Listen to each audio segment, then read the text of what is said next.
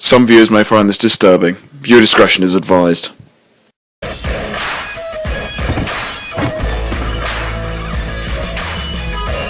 Hi, my loves. It's Destin Troyce, and you're watching Troyce TV. So y'all asked for it. Here it is. Today I'm doing another documentary because, as you guys can see, quarantine pretty much has me stressed the hell out. Everybody's lives is changing right now. Y'all know the government is trying to kill us. I decided to bring you guys another docu about why the TV show The Game ended.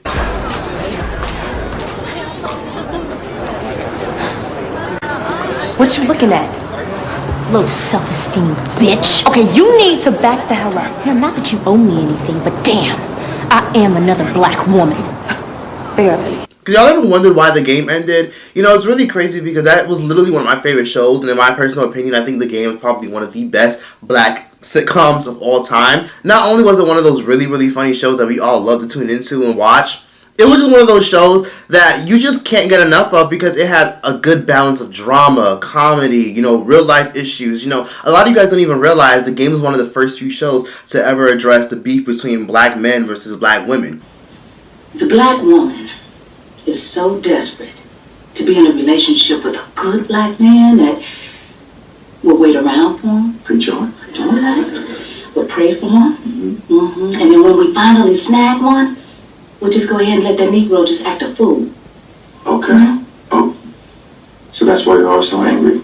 Nobody angry. So it was a shame to see The Game go downhill because it's literally such a cultural classic that I feel like doesn't get enough credit. But there was a lot of shady things that a lot of people didn't realize about the show, and there was a lot of behind the scenes things that a lot of people don't even realize about the show. And today I'm going to be bringing that to a lot of you guys today. Y'all ever wondered why Melanie and Darren really left the show? Y'all ever wondered why the show went downhill and they changed the whole damn theme from a comedy to a dramedy to a fucking soap opera? Like, you know, The Game was really one of those great shows that I absolutely loved, and it was a shame to see it go from this cultural funny classic to the black version of Days of Our Lives. It's just like, what the fuck is this? Now, unpopular opinion, but a lot of people believe the downfall of the show had a lot to do with the Brandy Norwood curse. Now, y'all know what the Brandy Norwood curse is. It's basically a conspiracy theory that every time Brandy gets on the show, it gets canceled. I mean, I don't really have to elaborate on that. I mean, just look at all the shows that were canceled due to Brandy being on it. For me, watching The Game was like watching a reality of an actual reality show. The Game was showing us the ugly, the good, the bad, the infidelity, the domestic violence, the homophobia, the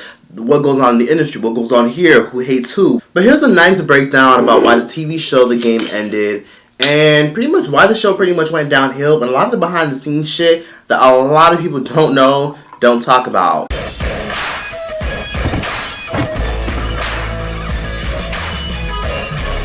Now, for those of you guys who don't know what the fuck The Game is, never watched the show, and don't know much about the show, The Game was a hit romantic sitcom that first aired on the CW 15 years ago on October 1st, 2006, before it was sold and produced by BET. And The Game is actually a spin-off of the hit series that a lot of you guys might know, Girlfriends. And both series were created and written by the legendary, talented MOWRY. I think we need to talk about a spin-off. Let's go in, and we had lunch, and he's like, yeah, I think so. Let's go in and go film another show. And I quickly came up with The Game. This is The Game. Woohoo! Delta, take one. Don't tell me. 2 cameras, ANC only, marker. Holla! Holla! I love sports, but one of my favorite things is when they pan to the audience and you get to see who they're married to or who they're dating. I always wondered about how those women felt, who they are. Today she's most notable for writing a lot of hits that a lot of you guys might know. One of our first ever shows that she ever wrote and produced for was a short-lived sitcom that some of y'all might remember called South Central. And Mara wanted to create a show with the concept of a look into a celebrity's lifestyle, a trend that a lot of people were into right now, and a lot of the negatives that people don't like to show while they're in the spotlight. And the show's iconic intro even showcased a powerful message that a lot of people don't even notice, which basically symbolizes behind every powerful and successful man is always a woman in his life who inspires his success or keeps him balanced. The show centered around Melanie Barnett, who was a pre-med student who gave up her dream and her parents' dream to attend a prestigious medical school to follow her boyfriend around to San Diego in order to help and pursue his dream. The show also follows their tribes, tribulations, and triumphs of the football family. And it also showcases Darren Davis, who's Melanie Barnett's husband, trying to adjust to fame and committing to a serious relationship while in the spotlight and getting tons of attention. We don't need to go to court, man. One of us needs to protect him. So I can't just have you popping over to deny your son whenever you want. We need structure, which includes child support. Yeah, so that 10 grand every now and again. The series also follows a strong black woman by the name of Tasha Mack, who's a manager to her son. The next character showcased a man by the name of Jason Pitts. Jason Pitts was an arrogant, cheapskate, and a self-centered black man, and a self-hating black man at that, who often uses misogynistic patriarch to control his wife, and he had a bad penny-pinching tendency. Jason often allowed his ego to clothe his emotions due to his own demons, and he went to marry a white woman named Kelly, who often enabled his behavior and ignored his mental health in order to cope with the guilt. Throughout the series, all the characters in some way, somehow, in some world are connected, and they often cross paths throughout the duration of each and every single episode. All the characters constantly cross paths was a frequently broad depiction of how small the industry is. Many people don't even know this, but here's a quick fun fact about the game. Many people don't realize this, but before the game was its own TV show on the CW, the game was actually an episode of Girlfriends as a means to hype up and promote the peers to the CW. And originally, the pilot actually featured a whole different cast. Well, today is a special occasion. Sit down, sit down. I'm making you a celebratory breakfast. Baby, the cereal goes in. It's all good. Meal is served. Nobody died. Jason, I am not putting greasy food in my Birkin bag. Where's the tinfoil I put in your purse? I took it out. Whoa! It's wrapped in 2 napkins. It's not like it's dripping. I don't want it in my Birkin. Baby, you don't have a Birkin bag. You have a bootleg bag. Just drop it in there. No! Then on October 1st, 2007, the game made its first appearance on CW, and it instantaneously became a hit, with the premiere averaging at least 2 million viewers in one night. The show touched on many important issues that many men and women face in today's society, especially black people, and it often forces us to have such powerful and vigorous conversations that many of us don't often have with our friends or significant others or even co-workers. The game has touched on topics like domestic violence. This is how you treat a guy who shells out his hard-earned cash and breaks his diet for your spoiled little bratty kid. Get out of my house. No, you don't just dump me. Like, hold my arm. God, why are you being such an ass? Why are you being such a bitch? Women being codependent on men in relationships, the constant, and let me say the freaking profuse glorification of baby mama culture amongst men of power, because like I said earlier in this video, baby mama culture is something that's pretty profuse and pretty prominent in Hollywood. Inquiring minds want to know. With a turkey baster. What? A turkey baster. It's not just for basting turkeys. Now, we can't forget that one infamous episode when the game even tapped into toxic masculinity and down low homosexuality in the industry that literally no one talks about, because it's very prominent and a lot more prominent than you think. I'm trying to put you to bed, man. What the hell, man? What's the problem? What you mean, what's the problem, dog? You just kissed me on my neck. Yeah, that's what you wanted, right? Why the hell would I want that, Clay? Yo, you put it out there with the food and the wine and all that. I'm serving lasagna, not ass. Yo, you sure could fool me, talking about you want to get your toes sucked on and all that? By broad, Clay, not a big burly ass dude. So you're not gay? What part of this are you not getting, Clay? And of course, we cannot forget about when the game tackled homophobia in the black community. Alright, no! We over here talking about gay Aiken's ass, when we need to be talking about our lack of defense on the field! Y'all know it's true! Speak on it! See now Javon's caught the gay too? This queerness is spreading like a wildfire in this beast, but it's my image that won't let me kick it with Mookie, while little Miss Sunbeam's ass is our new sacred mascot? Alright, come on, Roy, we need you for this! Hell no. I ain't about to tow the company line for no fag. Yo, I'm gonna whoop your ass. Anyone who's black knows this. Homophobia is very rampant amongst a lot of communities of color, especially in the black community. And I loved how Mara tapped into that, because she addressed how it's very interesting how, you know, a lot of people who are part of an oppressed group will also oppress another group. The game ran for 3 successful seasons on CW, but despite averaging millions of viewers, the CW decided to cancel the show abruptly on May 15, 2009. And the news blew up on social media and all over MySpace, and fans were pissed. Now, if you guys didn't know, the game almost became one of those forgotten sitcoms in the mid-2000s, because back in the day, y'all know, shows like Half and Half, Everybody Hates Chris, The Tyrus Show, Eva Eve, tons of shows that were literally up and coming in the mid-2000s. So many shows, one-on-one, so many shows were canceled by the CW drastically, horribly, due to the fact that the CW just didn't want to support content that promoted blackness, content that was featuring a predominantly black cast.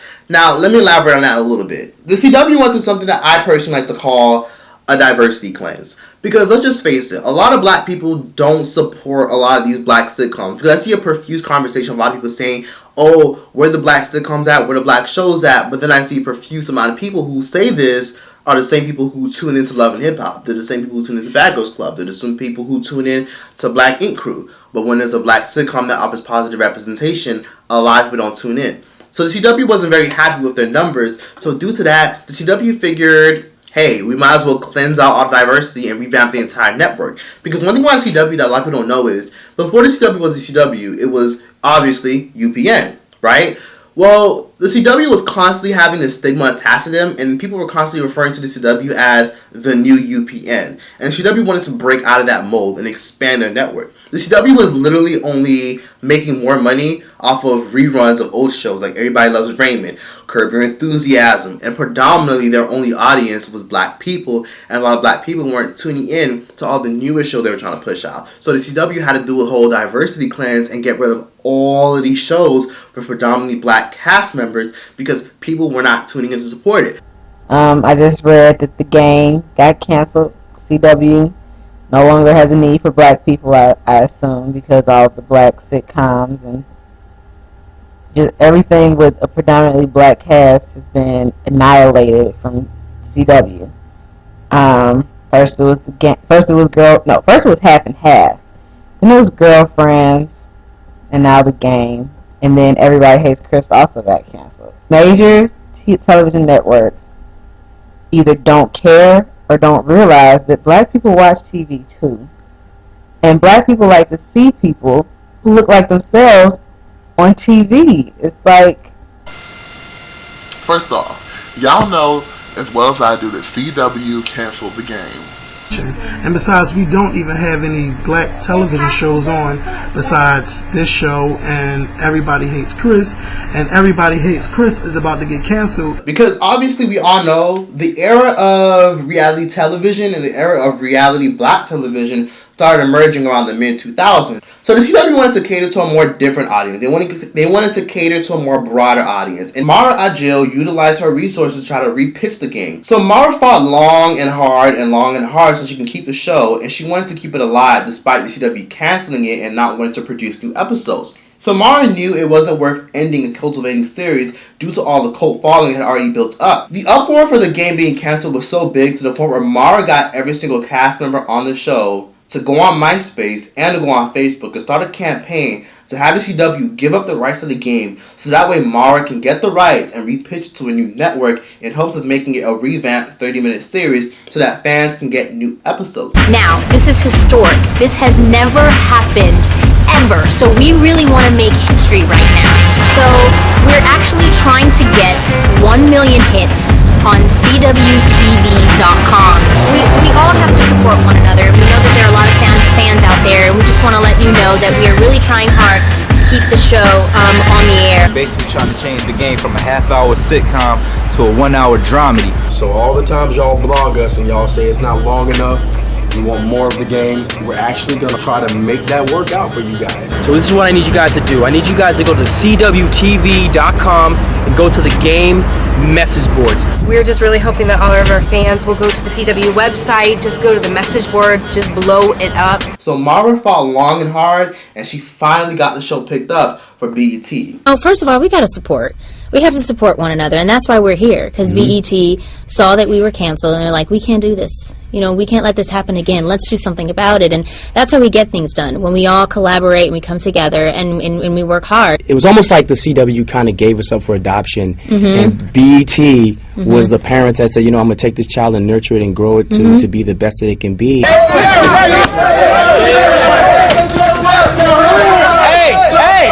Hey, everyone out here better be a Sabre fan.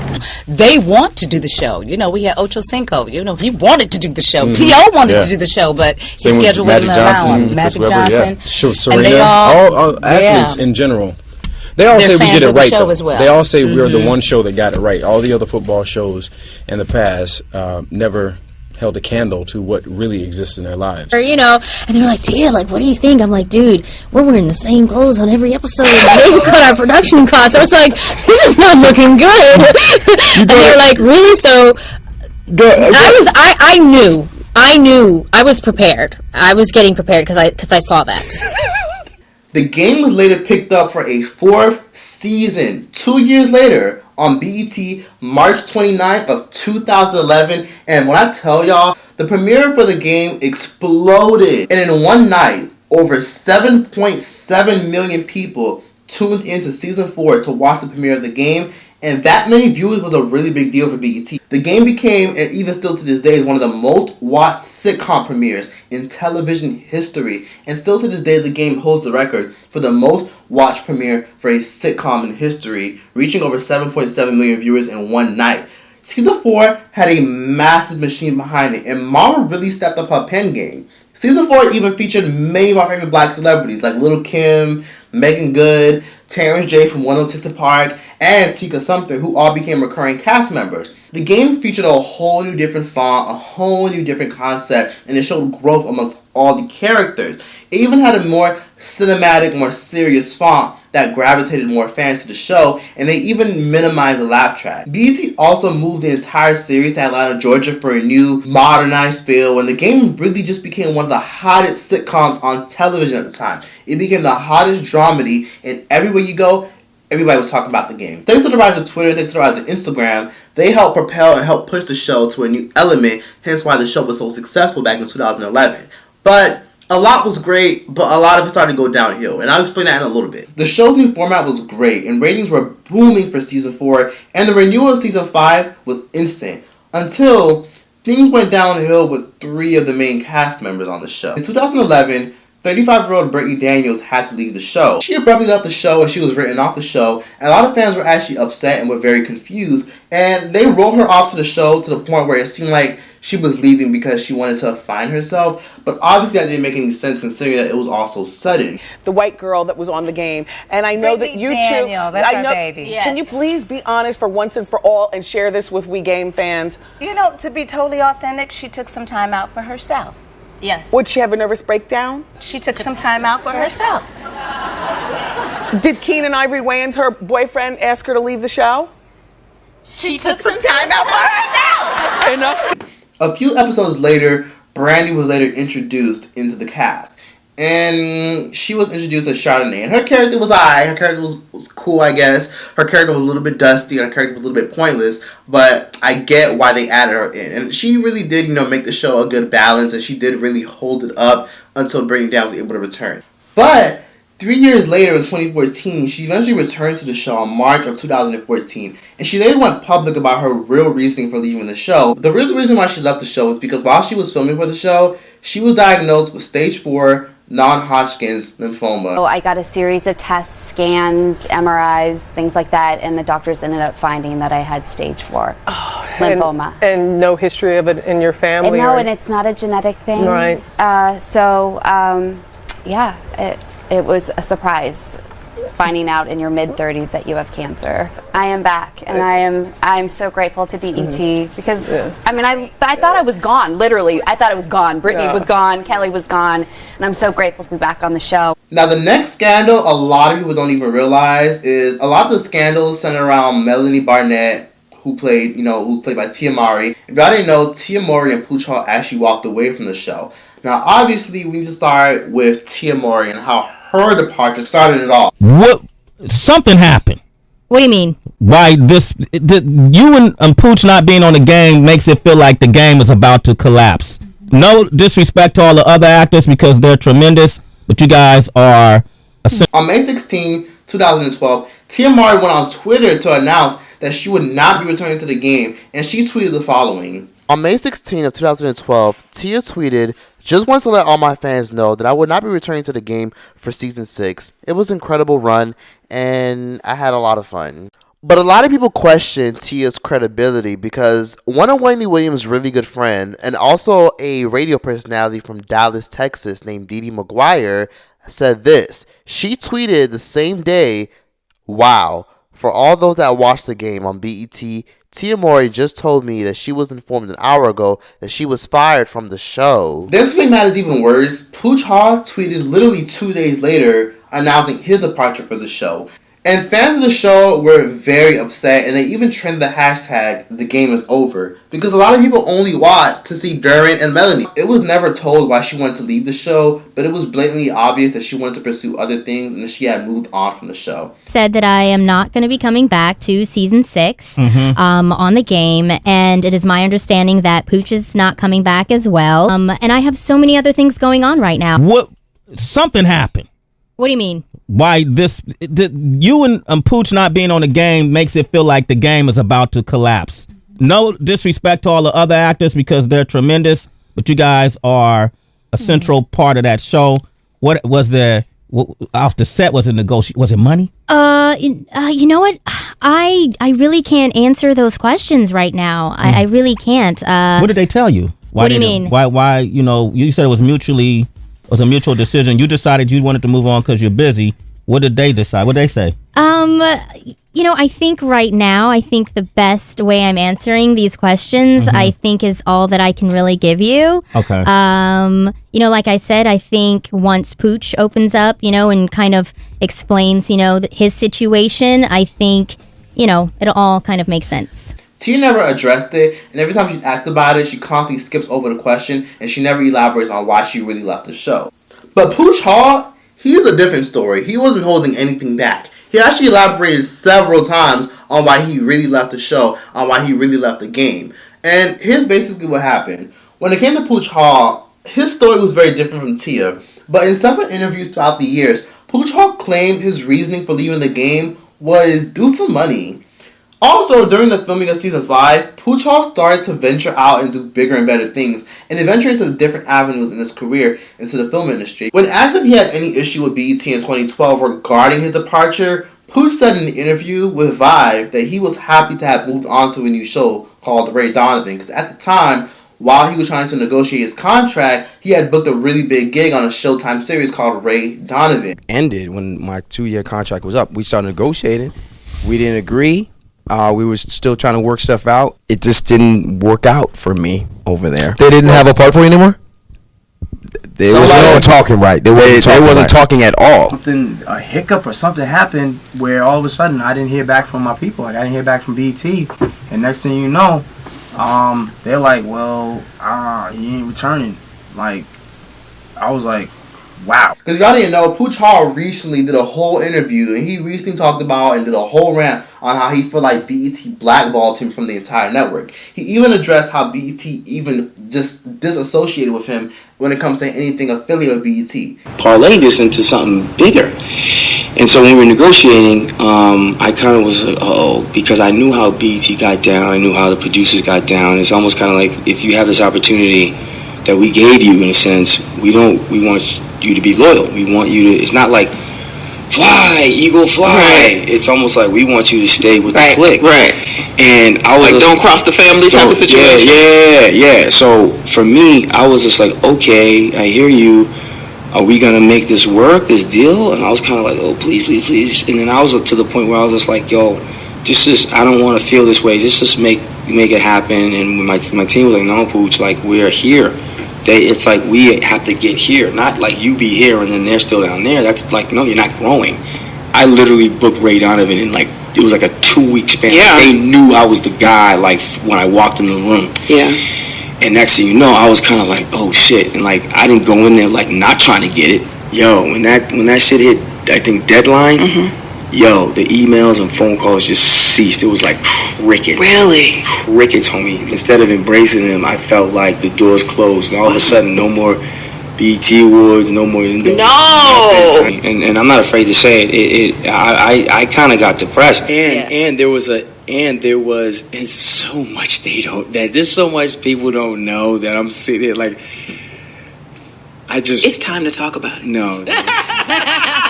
According to him, he feels like after he left BET and went on to Showtime, because you guys didn't know, Showtime is an ongoing competitor of a lot of platforms, BET wasn't very happy about it, and BET refused to work with him after he decided to walk away from the game due to the fact that they weren't getting his money right. So because they refused to pay him what he felt like he was worth after making the show successful, the game decided, you know what, we're going to let you go and we're going to change the entire storyline. And that's pretty much when the show went downhill. And for me and a lot of people, that was the beginning of the end of the game. And I was really disappointed when Pooch Hall left and MOWRY left. Because it was one thing that MOWRY left, but then Pooch Hall left. It was just like, what the fuck? Are we in the fucking Twilight Zone? Why the hell are we losing the best two characters on the show? I mean, all the other characters are great and all, but we all really tuned in for Melanie and Duran. The fans gave the show a ton of backlash and assumed that BET was doing a lot of scandalous things.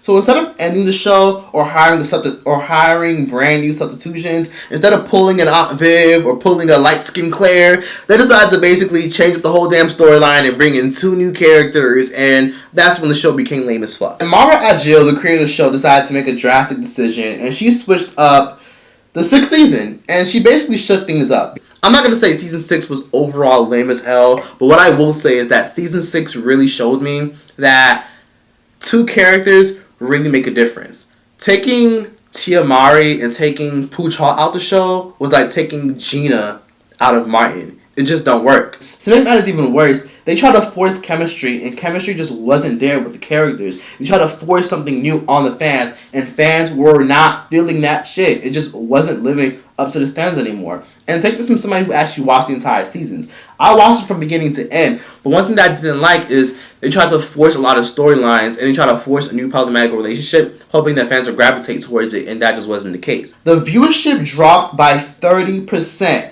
So the game went from averaging at least 4 million viewers an episode to literally only averaging 1 million views or under an episode. It was heavily criticized for being boring, and it was also heavily criticized for not being quote-unquote as entertaining as before. And many people also criticized the characters for not having as much chemistry as they did, considering Melanie and Duran, two pieces of the puzzle, were missing. So BET was so upset and disappointed with the numbers, so they only gave Mara Agil and the producers of the show only a few episodes. Almost every character was getting into a relationship, or almost every character was acting out of character. Like, all the characters just weren't acting the same. The final season first aired on June 3rd of 2015, and the final season of the game ended with a decent sense of closure. Like, it was alright, but it depicted a lot of things that many fans were not fucking with. The really only good thing about the finale was that MOWRY and Pooch Hall actually made a comeback. That was one of the only few things that were good about the finale, was that the shit was ending and MOWRY and Pooch Hall made a final appearance, and they obviously gave birth to twins. That was the only thing that brought fans to peace, because the finale was so terrible. Seeing all these fictional characters look at a hot damn mess and give us a nice little dose of celebrity lifestyles, and, you know, what was so fulfilling to it was the fact that we got to see an insight on what celebrities really go through behind the scenes. On December 2019, the game was actually supposed to be back for a reboot after the cancellation of 4 years on BET. Now, BET had already canceled it for 4 years, and it has already been gone since 2015. But a couple months ago, back in 2019, they tried to reboot the show because, if y'all didn't know, the CW actually reached out to Mara, the creator of the game.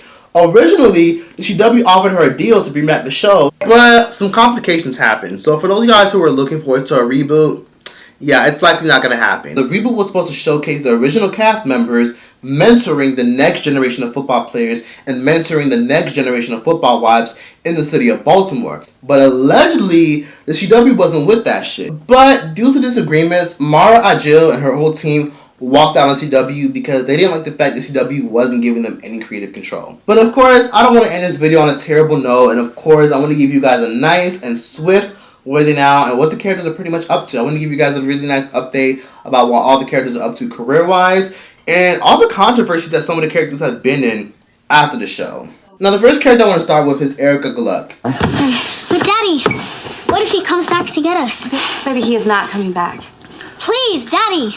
Please. Please, don't go. Now, a lot of you guys may remember Britt Bratt as being the spoiled brat who was the daughter of Jason Pitts and Kelly Pitts. Now, for those of you guys who didn't know, she was the original girl who played Brittany Pitts. Now, if y'all didn't know, Erica Gluck is a singer, an actress, and a campaign model from Los Angeles, California, and her first ever acting role was The Game. And it opened many doors for her to do other things, but unfortunately, when BET picked up the new season of The Game, BET didn't really care for her. So instead of her coming on to the newer season, Erica was replaced by a new actress. Once she was brought on as Brittany in the newer season, the fans honestly went insane. a lot of people weren't feeling her, and she actually got cyberbullied off of social media due to a lot of people not being happy about the fact that she was replacing the original Brit Brat. The new Britney is currently 24 years old, and she's still singing full time, and she's also acting, and you can currently catch her as a recurring cast member on the show Empire as Treasure. Janae honestly gave us that nice balance of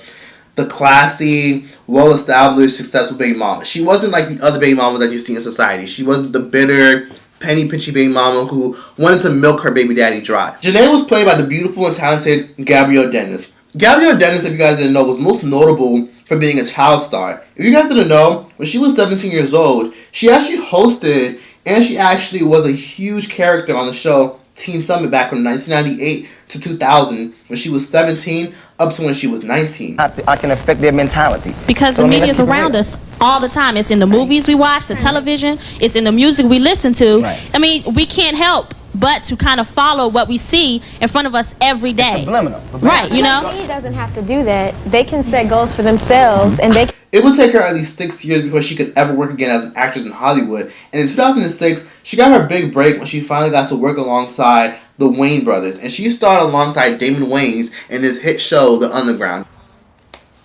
Oh, hi. Hi. Can I just get a pedicure, please? Okay, yeah, you come sit right here. Come sit this chair right here. Okay. What color you like? Lots of color, red, purple.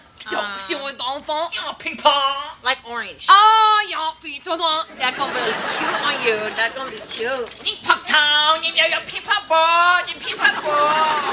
all don't you so you don't.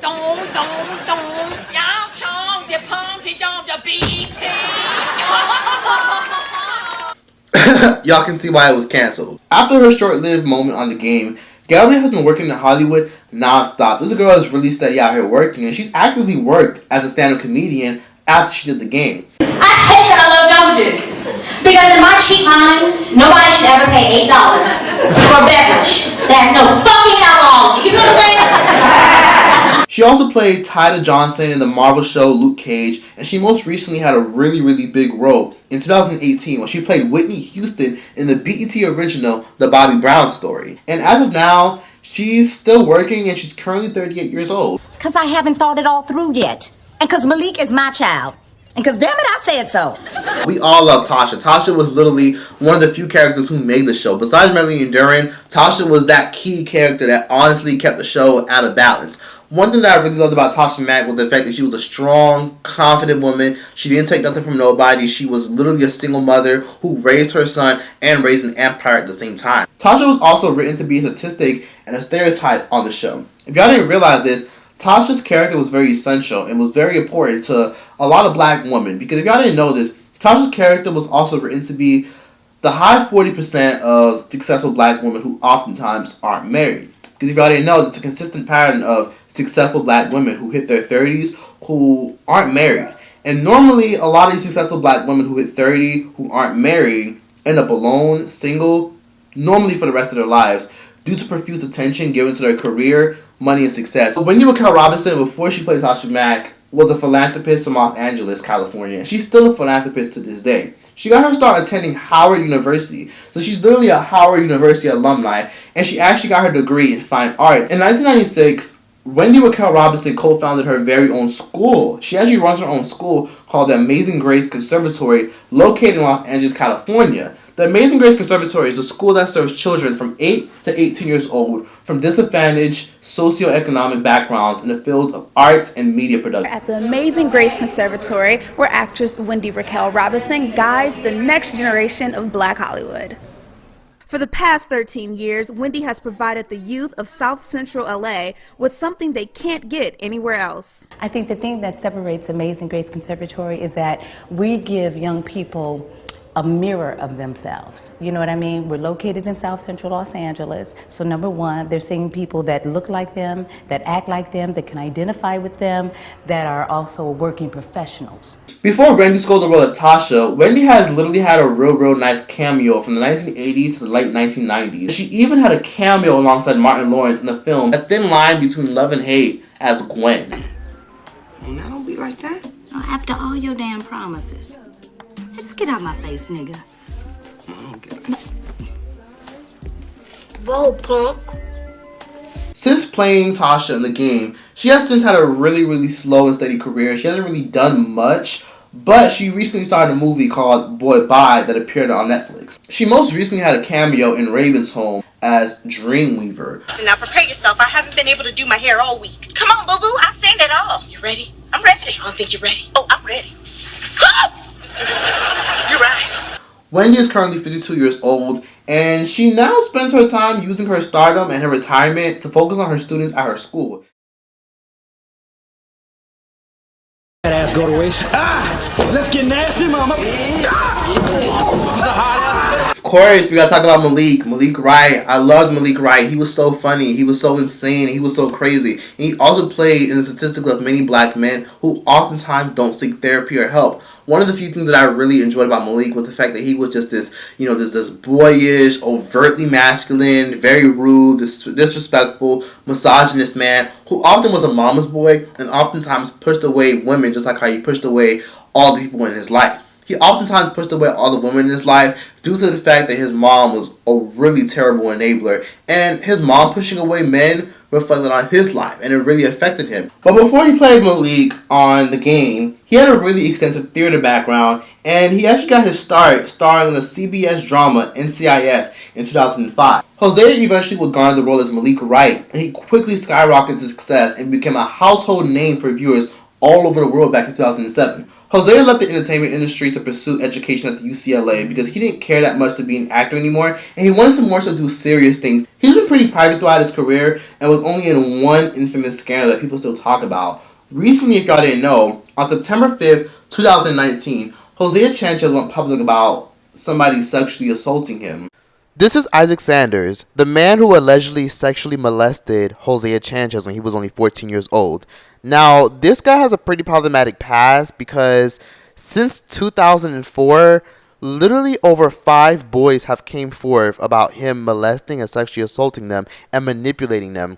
Allegedly, Isaac Sanders used to use his power, his vice presidency, and the fact that he had money to manipulate young boys who came from broken homes, and he promised them recommendation letters, he promised them scholarships in the NFL, and he also promised them other things.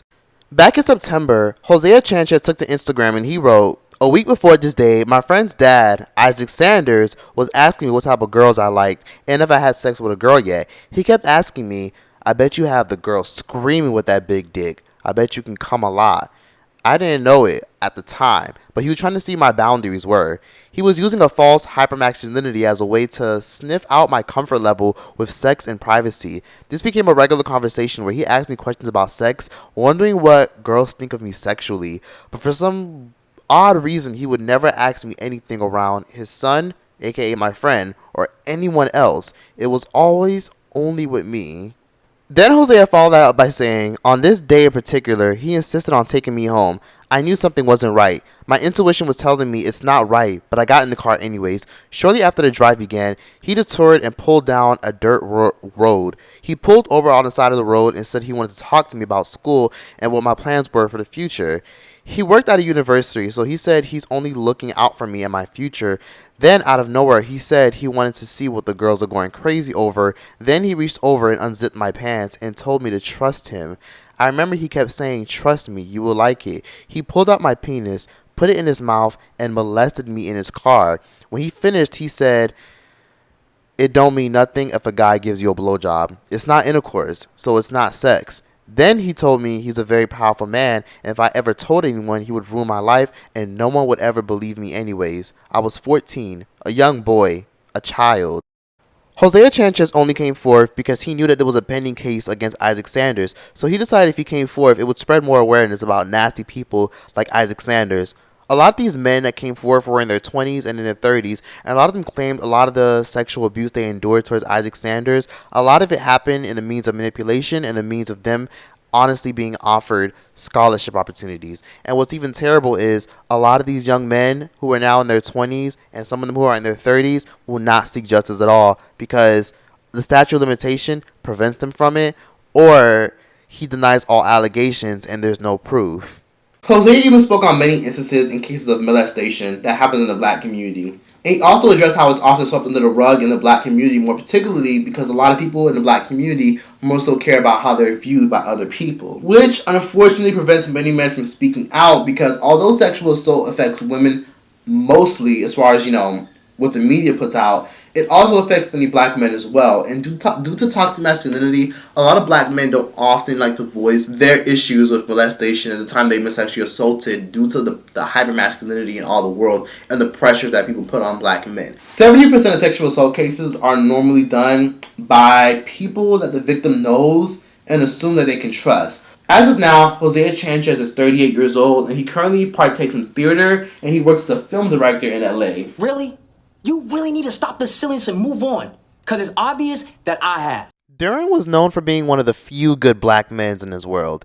Although he wasn't loyal at first, he was always very true to himself, and he treated Melanie like a queen, despite their tribes and tribulations. Their relationship was honestly incredibly toxic, and probably one of the most insane and most intense moments in television history. Unfortunately, Pooch Hall walked away from the show because allegedly they wouldn't really want to pay him what he felt like he was worth. So I was like, oh, cool. I'm about to work on the game and work on Showtime's radar, and it just didn't work out for me. When you want to be treated what your worth is, sometimes it exposes the opposing side's character. And if you want to be treated what your worth is and people don't want to treat you or pay you your worth, and they feel like you're worth less than what you asked for, then that just goes to show you that they think less of you. And that's something that I really, really want to push to all people of color, is that it's important to ask for what you're worth, because although he was fired and let go, and he walked away or whatever from the show, I do have to say that he wanted to be paid his worth, and they didn't agree with it. So at the end of the day, ask for what you're worth, and it'll reveal someone's true characters, because if they really believe in you, they'll pay you what you're worth. But allegedly, according to Pooch Hall, he's actually been blackballed from the network, and any opportunity he tries to pursue with BET, or any opportunity at all that's affiliated with BET, often gets dubbed. Now, aside from Ray Donovan being his biggest role to date, Pooch Hall recently got the opportunity to appear in the Chuck Wepner biopic, and he also appeared as Muhammad Ali. In spite of all the success, Pooch Hall got into a huge controversy last year of 2019. If y'all didn't know, he basically allowed his son to steer the car, his 2-year-old son to steer the car late at night, 7:30 in Burbank, California. And as his son was steering the car, Pooch Hall was allegedly drinking and was intoxicated. And in the midst of all that, Pooch Hall ended up hitting a parked car. Now, witnesses tried to testify against him and say that his son was driving the car, but according to Pooch Hall, that wasn't true. And then when the police did find them, his son was in the car seat. But the police didn't believe that Pooch Hall was sober, considering that Pooch Hall didn't want to take the sobriety test. So they took him in because allegedly he was displaying functions of someone who was intoxicated. Pooch Hall pleaded no contest, and basically he was ordered by the court to 3 years of probation, 3-month alcohol program. He was also forced to take a 1-year parenting class. Pooch Hall is currently married to his beautiful wife and college sweetheart, Linda Hall, and they currently have 4 kids together. No more luxuries around here. What luxuries? What? Bottled water? No, from now on, it's tap. Now, Jason was known for being everyone's favorite cheapskate. He was probably damn near cheaper than fucking Chris's dad, and everybody hates Chris. But he was known for being everybody's favorite cheapskate, and he often used money and his narcissistic views to validate his life. And oftentimes, he often pushed away women, and, he was really notable for just being a self-hating black man who used his blackness and his money and power to woo women. His father, if y'all didn't know, is this real talented dude named Michael Bell, who's known for being in Broadway shows and known for being a musician back in the 80s. Now, if y'all didn't know, he actually got his start in The Parenthood. And then after that, he went on to be in ER, and then eventually played in Smart Guy alongside Taj Mowry. He later got his break in the acting industry when he appeared in the classic series Third Watch from 1999 to 2005, and that was a really good show. After he did The Game, he got a recurring role on Burn Notice, and he was on Burn Notice for like a few years. Kobe is currently a working actor. He pretty much lives his life in private with his wife and his few kids. What'd you forget to leave this bitch a tip? Melanie was known for being that insecure, melodramatic, annoying as hell homegirl who people couldn't stand. She couldn't keep a friend worth shit, and people couldn't stand her because she was Duran's shadow throughout the entire series. But a lot of people loved her because a lot of people saw themselves in her for being that one token character that showed the insecurities that a lot of people often like to hide. Now, one thing I really loved about Melanie was she was the self-proclaimed doctor who literally studied pre-med and literally wasted a whole damn degree just to follow her man around. A lot of women don't speak on this, but a lot of women have given up their careers and their life goals to cater to their man or being a mother to their man. Tia Mowry, before she played Melanie on the game, of course we all know her from Sister Sister. After Tia's time on the game, she went on to really focus on her life. She got married to her man. After departure, she immediately signed a multi-million-dollar with Style. As we all know, she got her own TV show with her sister. Tia is still a working actress in Hollywood, and to date, she hasn't done much work, but currently she's on a Netflix sitcom called Family Reunion. In 2015, Tia Mowry faced a lot of controversy after calling out Keke Palmer for complimenting her husband Corey Hardig in an interview. Well, I mean, I've been a fan of Corey since I was a kid. I mean, he auditioned for Keely and the V, and I was like, I'm gonna marry this man. And then Tia Mowry later followed that back with a clapback saying this. Tia Mowry, as of now, is currently a YouTuber, and she often posts weekly content on her YouTube channel documenting her life, her cooking skills, her family recipes, her life as a stay-at-home mom, and no one really knows much about her because, like most of the cast members, she pretty much lives her life in private. Camille, it's Kelly. Hi. I like your dress, Kelly. Oh, thank you. I like your skin. It's so dark. I mean, lovely. Brittany Daniels' character, Kelly Pitts, was a caricature of a gold-digging, over-sexualized bimbo who dated black men for a sense of rebellion. Very similar to Kim Kardashian and all the white women in Hollywood who date powerful black men who often cheat on them and mistreat them. But before the game, if y'all didn't know, Brittany Daniels was just like Tia Mowry. She was a notorious child star right along her sister. They both got their start in the 1980s and then eventually transitioned to the acting world in the 1990s when the twin trend was trending. And they also started their own drama called Sweet Valley High for literally 3 years. And her most memorable role today is when she played Megan in White Chicks and then later played Brittany in Little Man. While working with the Wayans, she later started dating Keenan Ivory Wayans in the midst of her career, and the two later broke up after a couple of years during her time and her struggle with cancer. After her battle with stage 4 cancer, she was later back on the show from 2014 to the end of the series. After the game ended, Brittany Daniels went on to live a very private life, and she just recently made her now husband, Adam Toney, who's a very popular $1 million real estate agent. Although the game really changed the tone of television for me, and still to this day, it still doesn't get enough credit, and I will not stop saying that. The game still doesn't get enough credit and accolades it deserves. I will say the show literally was one of the last pieces that kept BET together. Because before BET became a trash, poo-poo caca dumpster train, the game really held BET together, and the game really told stories that needed to be told without having to be, on a ratchet reality show. Instead of the game painting a fabricated tale of laughs and humor, the game showed us the real. The game showed us the bad, the ugly, the infidelity, the abuse, the toxicity, and type of difficult conversations that few, if not that many shows ever even tackled. The game came around a time where people assumed that all black sitcoms unleashed negative stereotypes, or all black sitcoms showcased only overtly positive stereotypes that really weren't reality. The game showcased us the reality that we all need to be a part of. Most comedy shows follow the Cosby Show format and give us a depiction of what we want to see, but they never show us what we need to see. Hope you guys enjoyed this documentary. Hope you guys really learned something from this. Hope you guys gained something from this. If you guys want any more documentaries, please be sure to comment them down below. A lot of you guys want me to do a documentary on so many other shows. Please be sure to check out the playlist that I have on my YouTube channel of all the ones that I've done, because I've done plenty of others. So yeah. I hope you guys enjoyed this video. Please be sure to like, comment, and subscribe to what you guys thought about this video. I'm going to fuck to sleep. And yeah, that's that. Trace out this bitch. Who do you love?